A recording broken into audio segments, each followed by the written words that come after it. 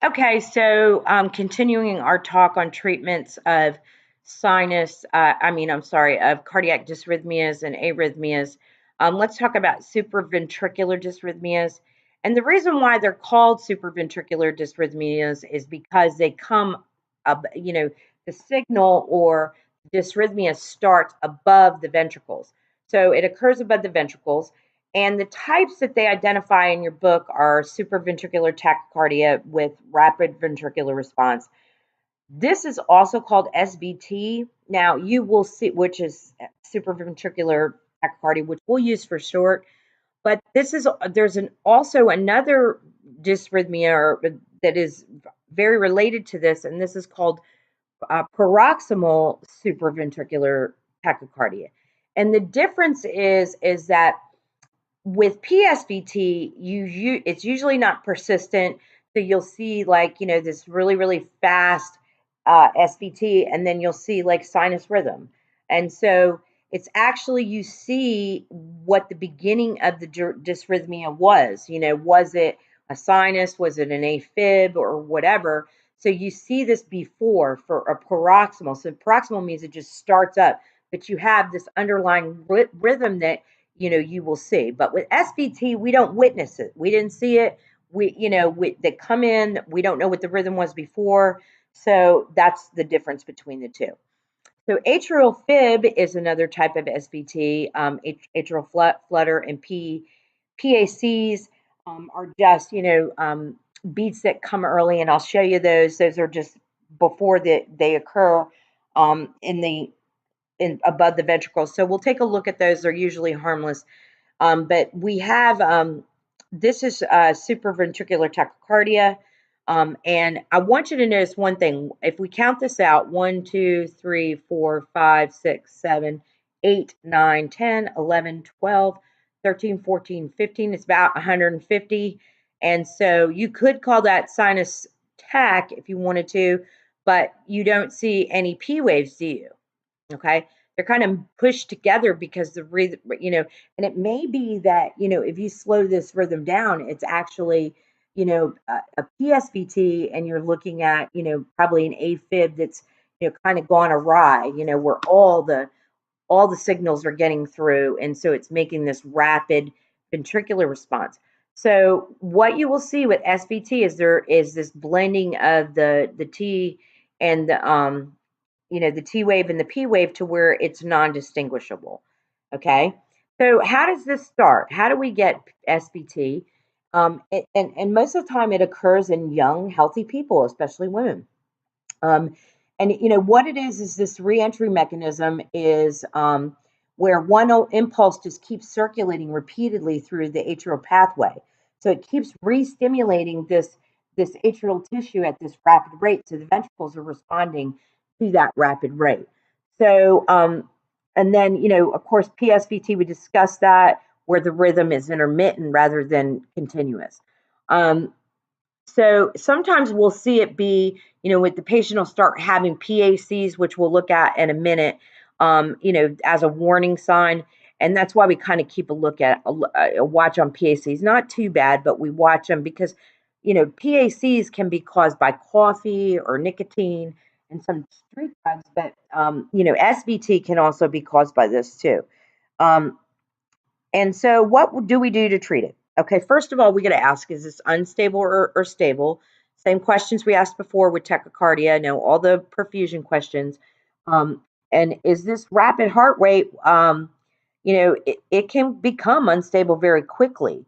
So, if SVT occurs in a healthy person and stops on its own, no intervention may be needed other than eliminating the identifying causes, like, if they're drinking too much caffeine, taking in too much nicotine, stress, whatever. So, but the first thing we do if someone's stable with SVT is we get them to vagal. We do, vagal maneuver. We get them to bear down. We get them to cough.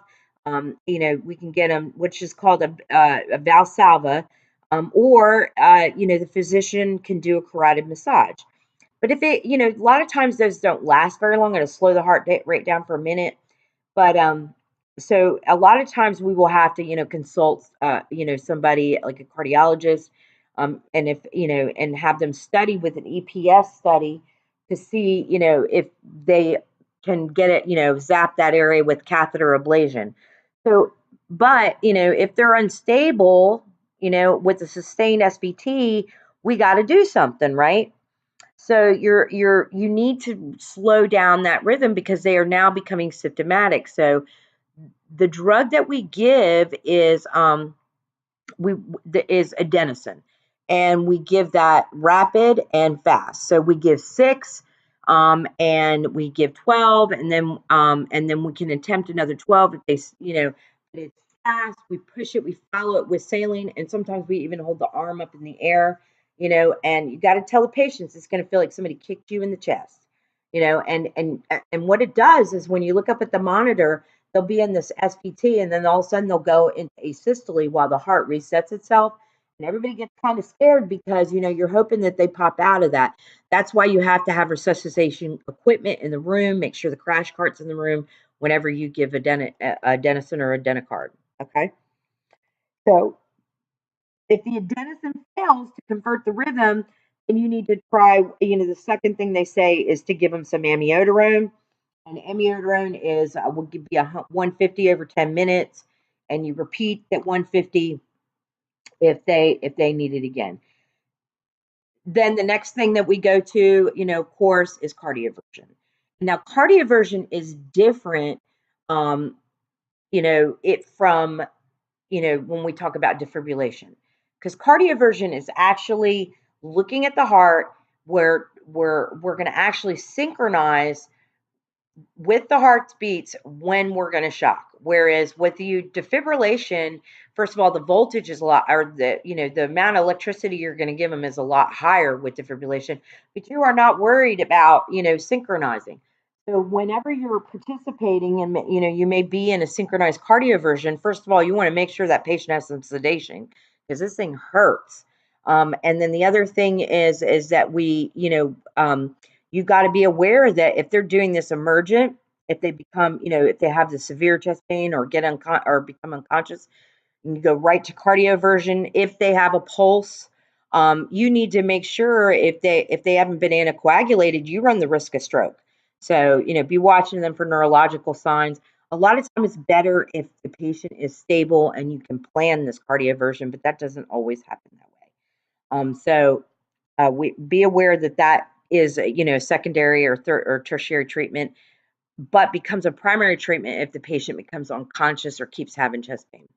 Okay. So just a little more on vagal maneuvers and stimulation of the cardiac conduction system, to kind of get them to slow down. But like I said, it doesn't last long, and sometimes it rebounds into tachycardia or severe bradycardia. So, you have to watch it. And then this is just a little more about your vagal, your carotid sinus, kind of explaining, this is, also kind of a scary procedure to be performed, because you may just, cause a ventricular fibrillation when this is going on. So you always have, resuscitative equipment in the room, but, you're not going to perform a carotid massage. But you may get them to vagal, or perform a Valsalva maneuver. This is more on treatment, how to stimulate a vagal response, get the patient to bear down, like they're straining to have a bowel movement. Make sure the patient's on the monitor so you can watch what they're doing. And then, like I said, the adenocard is the drug of treatment. The side effects of adenocard, of course, are significant bradycardia, which we want them to slow down, but not that bad, right? You'll see pauses. They may feel nausea and vomiting when administer the adenosine. And I've had patients say it feels like they got kicked in the chest. So, and make sure you have that emergency equipment available. If the symptoms of poor perfusion are severe and persistent, the patient may require synchronized cardioversion. So we talked about. So what is cardioversion? Cardioversion is a synchronized countershock that can be performed in emergencies for unstable ventricular or supraventricular tachydysrhythmias.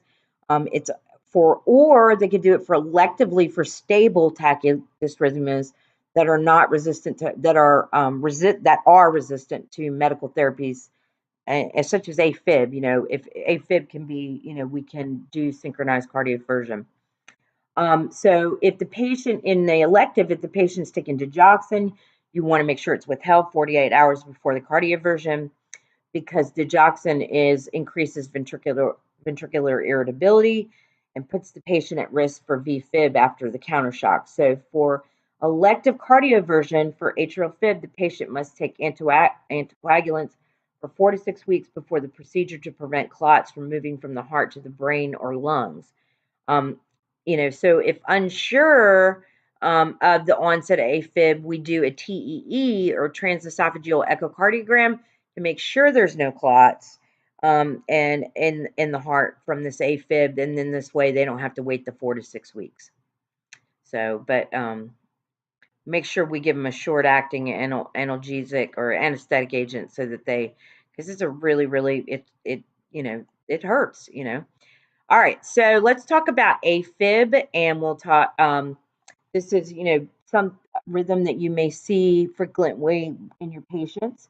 This AFib is 1, 2, 3, 4, 5, 6, 7, 8, 9, 10, 11. So it's 4, 7. So like 110. So it's not a rapid AFib, or it's probably just a slow AFib.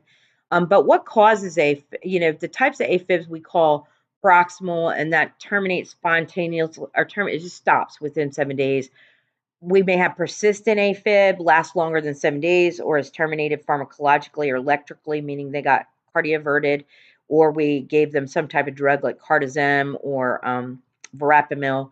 And permanent means that they tried everything and did not terminate even with a cardioversion attempt. So some people will just stay in AFib, okay?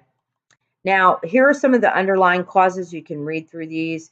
You have your cardiovascular causes and your non-cardiovascular causes. Just read through those and uh, take note that some of these are a lot of your patients have these, like coronary artery disease, valvular heart disease. Dig toxicity will cause AFib, sepsis, pulmonary disease, especially COPD. Okay. So the treatment, the cornerstone of AFib management are rate control and anticoagulation and rhythm control. So you got rate control and rhythm control. Do you want to fix the rate, or do you want to fix the rhythm? Do you want to fix the AFib, or you want to fix the rate? Typically, there is a whole school of thought, out there that says it doesn't matter. We can fix either. Some people like to fix the rate first. So you'll see them give them things that fix rates, like calcium channel blocker, like diltiazem IV. You'll see that. Then, and then you'll see them fix the rhythm if the person becomes, where that's not helping them, they're still unstable. You'll see them introduce a rhythm agent or antidysrhythmic method. So the clinical decision to do rhythm control or rate control requires such an integrated consideration, several factors, degree of symptoms. It's just and the likelihood of a successful cardioversion. Some people they may not have it, to where or they've had a couple cardioversions and it didn't work. They look at presence of comorbidities and candidacy for ablation. You could have an ablation, but really, honestly, this is up to the doctor on what he decides to do. So, restoration of sinus rhythm with the regularization of heart rhythm is more on our plate there, because they're going to say, okay, most of the time I see IV cardizem if they become symptomatic, or so we want to make sure that we're aware of what that doctor wants to achieve with that patient. So traditional interventions include antidysrhythmic drugs or rate drugs like diltiazem or cardizem, and then sometimes with more difficult, we'll give them cortisone or amiodarone. Right now I'm seeing some more Multac as a new drug to replace cortisone, but not, you'll either see either or. But you cannot give Multac or dronedarone to someone with a history of congestive heart failure, So, because it can exacerbate the cardiac system. So you might see more cortisone. The other drug that we give is beta blockers. So you're looking at drugs like Toprol or metoprolol, Toprol, or Brevibloc. Sometimes you'll see DIG is given for patients with heart failure and that have AFib. But your rhythm control drugs are going to be your Rhythmol, your Quinadex, your Tambicor, your Ticazin, and of course Cortisone acts and Corvert. Now the problem with Corvert is not the problem, but you'll see Corvert. They got to come into the hospital. They call it a Corvert load. You know, they'll treat them with Corvert, or they'll bring him and do a beta pace load or a Ticazin load because they load them up with the drug. But you know, they're not unstable. They're just coming for that drug load and they need to be monitored up on the floor. I don't know if they still do this. But Corvert, you got to make sure that you get their MAG first. And of course, with all these drugs, you've got to have cardiac monitoring in the room. And, you know, they need to be on a cardiac monitor, make sure they have an IV, you know, that kind of thing. But Corvert, you better be checking your magnesium before you give it. Because if you have a low MAG, you'll put them into VTAC. So the other thing that we worry about is, of course, clotting, and we use anticoagulants to head that off. And you know, some of the anticoagulants we'll see be given, of course, will be heparin to prevent emboli, and we'll give this before we do cardioversion if we have time, or we'll do a TEE and see if they have a clot, and you know that we'll go ahead in the atrium, and but for people with persistent AFib, they may be on long-term anticoagulants, you know. And we're getting away from Coumadin now, and you know, you'll see things like Pradaxa and Xarelto and Eliquis are given long-term to prevent strokes associated with non-valvular. You know, typically non-valvular AFib is not caused by the valves. If it's caused by the valves, then they're going to go ahead and fix the valve, right? Okay. So we're going to look at, you know, some of these you'll see long term in other things besides persistent AFib, but this, you know, these are the drugs that we see because Coumadin has so many complications, especially for hemorrhage. But the problem with these drugs right here is that you really can't check a lab. Like Coumadin, you can check your INR, but you don't know what your bleeding times are with these. So you got to be a pretty good assessment skills. Then you have your unstable patient who needs immediate cardioversion. These drugs are used to manage. You know, drugs are not used to manage unstable tachycardia. Like if they become unconscious or you know they start showing unstable signs, we got to cardiovert them. So, and then but again, you can cardiovert a stable AFib and just with caution. You know, like we talked about. All right, A-flutter, you know, we in our conference, it's recorded on, you know, we talked about A-flutter with the sawtooth waves, and it's much more regular than AFib, and it's got sawtooth waves. So how do we treat? Same as AFib. A-flutter is treated the same as AFib. Same thing with coming unstable. You know, we make sure that we immediate cardioversion, and if and A-flutter is the only thing with the cardioversion for A-flutter is that the joules or the amount of electricity we deliver during synchronized cardioversion is a little less. So that's it, you know, but the treatment's basically the same. So PACs, what's a PAC? These are harmless early beats, okay? Now you have other beats that we're going to talk about, you know, funky little beats that we'll talk about later on, but these are pretty harmless because look, I'll show you. See how this is just early here, you know, but it has all the qualifications. It's got a P wave, QRS, and a T. Then you have this compensatory pause here, and you know, then you come over here and you have a little bit. It's trying to get normal again, and then you have an early beat here. But the early beats in, you know, that have a P wave, a QRS, and a T, they look the same as the other complexes, you know, they're just called PACs, and we don't treat PACs. You know, sometimes you know, they feel like a little flip flop in the heart when you have them.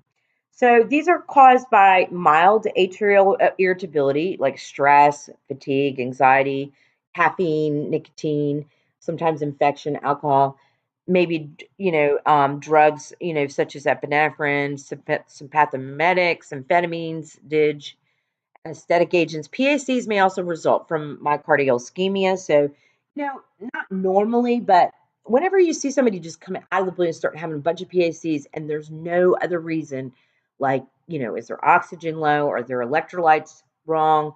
I mean, then that's something you want to look at. Now, people with COPD tend to have a lot of PACs, but we look at electrolyte balance, you know, uh, and stuff like that. Ooh, what is the treatment? There's usually no symptoms. And what we do is we just watch them because there's a possibility that if they start having, they never have PACs, coming into the hospital and having all these PACs. I watch them because, you're looking at maybe they may go into PSVT or SVT. It may never happen, but they need to be on a monitor. And then, what if they go into SVT, you follow that treatment plan. But kind of like a little warning sign, but honestly, I see them more with people that are stressed out, or they're drinking too much caffeine, or and people that drink alcohol. So your ventricular arrhythmias will start back on the next video. Okay. All right. Thanks.